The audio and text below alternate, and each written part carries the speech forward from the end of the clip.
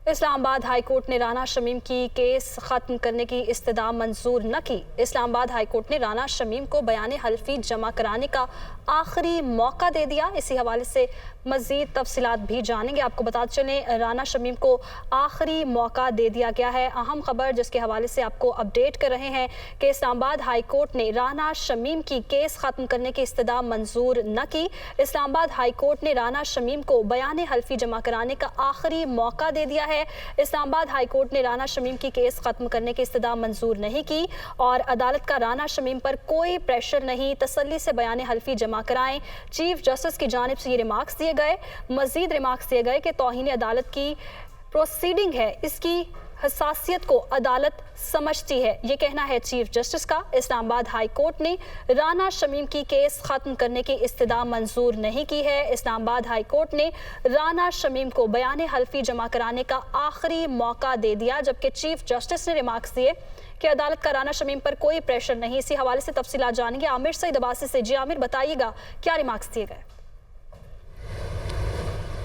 देखिए, chief justice Islamabad high court justice Athar Minallah ने समाअत की साबिक चीफ जज गिलगित बल्तिस्तान राना शमीम के खिलाफ तौहीन अदालत केस की, जिसमें उन्होंने एक बयान हल्फी अखबार में शाया किया गया, जिसमें कहा गया कि उन्होंने ये कहा कि उनके सामने साबिक चीफ जस्टिस आकिब निसार ने एक जज को कॉल की और ये कहा कि नवाज शरीफ और मरीम नवाज को इलेक्शन 2018 से पहले रिहा ना किया जाए और इस तरह इसको रोका जाए।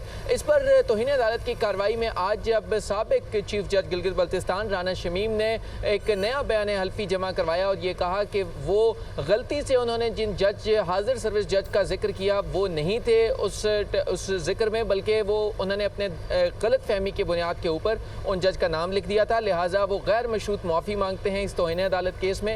लिहाजा इस्लामाबाद हाई कोर्ट उन्हें माफ़ कर दें। इस पर chief justice Islamabad high court justice Athar Minallah ने अहम रिमार्क्स दिए। उन्होंने ये कहा कि अदालत जो है वो किसी भी तरीके से किसी ऐसे शख्स के खिलाफ जो ना सिर्फ माफ़ी मांगे और फिर अपने कंडक्ट से भी ये शो करे कि वो अपनी गलती पर शर्मिंदा है, उसके खिलाफ तौहीन अदालत की कार्रवाई करने पर यकीन नहीं रखती। लेकिन यहाँ मामला मुख्तलिफ है, क्योंकि यहाँ पर अदालत पर यह इल्ज़ाम आयद किया गया है कि अदालत पर कोई असरअंदाज हो सकता है या अदालत किसी की डिक्टेशन के ऊपर फैसले करती है। शुक्रिया आमिर, आपने अपडेट किया।